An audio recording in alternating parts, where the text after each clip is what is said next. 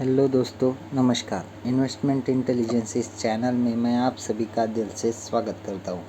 और आज की इस वीडियो में हम लोग कवर करने जा रहे हैं आरती फार्मा लैब्स के Q4 के अपडेट्स को।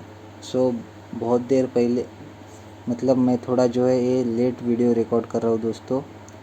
बहुत देर पहले ही कंपनी ने अपने जो Q4 के रिज़ल्ट्स है वो हमारे सामने या फिर निवेशकों के सामने रखे। तो सबसे पहले देख लेते हैं कि कंपनी ने कौन से जो ऐसे डिसीजंस है जो आज की मीटिंग में लिए। तो सबसे पहले ऑडिटेड फाइनेंशियल रिजल्ट्स को बोर्ड ऑफ डायरेक्टर्स ने अप्रूवल दे दिया है। उसके बाद में सबसे इम्पोर्टेंट पॉइंट जो कि बहुत सारे लोग इसी का इंतज़ार करते हैं, तो डिविडेंड। तो देखिए दोस्तों, कंपनी ने ₹2.5 का डिविडेंड भी अनाउंस कर दिया है। तो इससे रिलेटेड जो कुछ भी रिकॉर्ड डेट वगैरह होगी तो वो एजीएम में हमें जो कंडक्ट होने वाली है कंपनी की एनुअल जनरल मीटिंग, तो उसमें अनाउंस होती हुई नज़र आएगी दोस्तों। ये हो गया डिविडेंड के बारे में। उसके बाद में देख लेते हैं दोस्तों एक्चुअल जो नंबर्स होते हैं कंपनी के।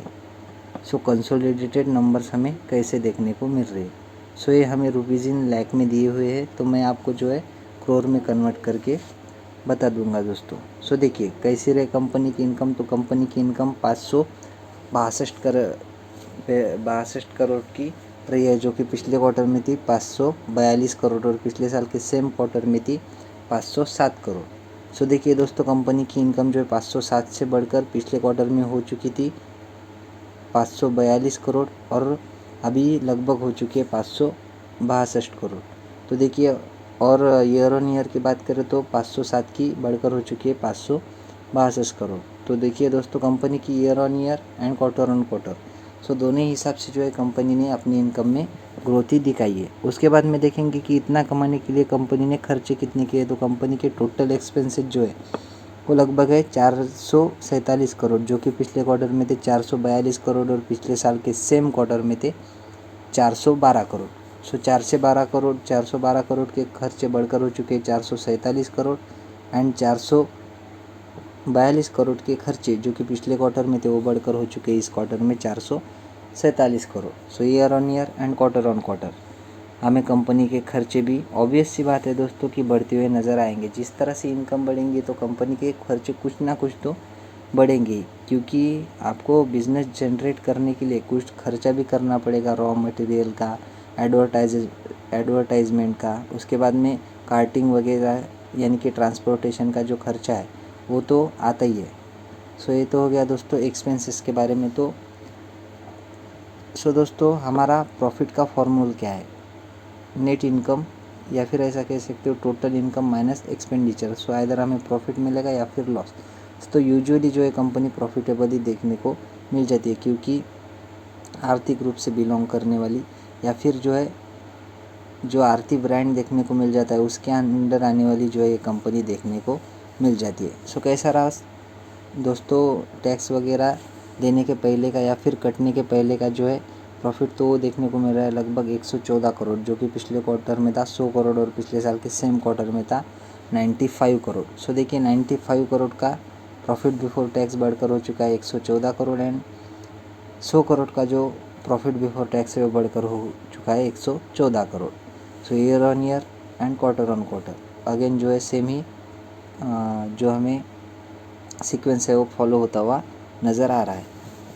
यहाँ पर भी प्रॉफिट बिफोर टैक्स यहाँ पर भी बताया गया है। तो इसमें ज़्यादा कुछ हमें डिफरेंस देखने को नहीं मिल रहा है दोस्तों।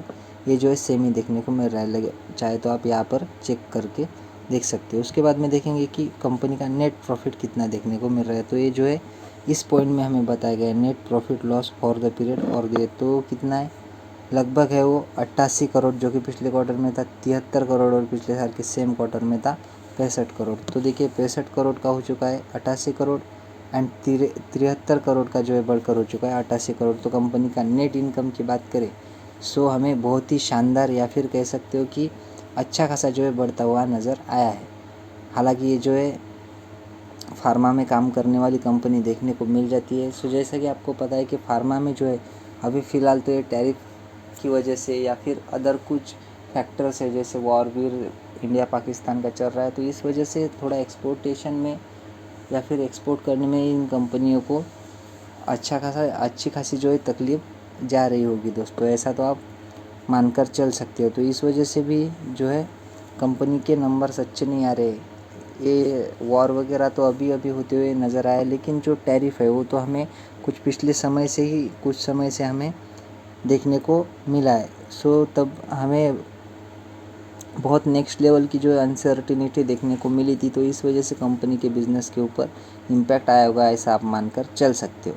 सो ये सब होने के बाद में कितना है कंपनी, मतलब कंपनी का ईपीएस का परफॉर्मेंस कैसा है, तो ये परफॉर्मेंस देखिए 9.75 का ईपीएस देखने को मिल रहा है, जो कि पिछले क्वार्टर में था 8.16 रुपीज़ का और पिछले साल के सेम क्वार्टर में था 7.20 का।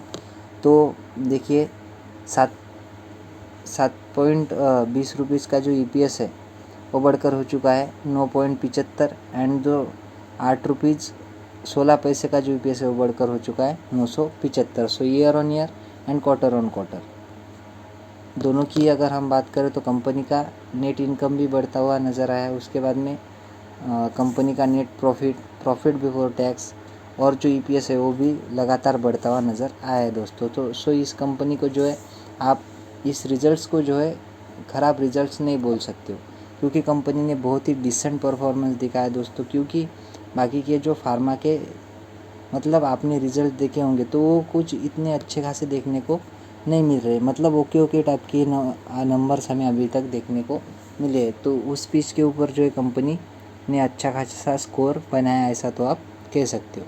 सो आशा करता हूँ दोस्तों वीडियो आपको अच्छी लगी होगी। अगर अच्छी लगी हो तो वीडियो को लाइक और चैनल को सब्सक्राइब कर सकते हो।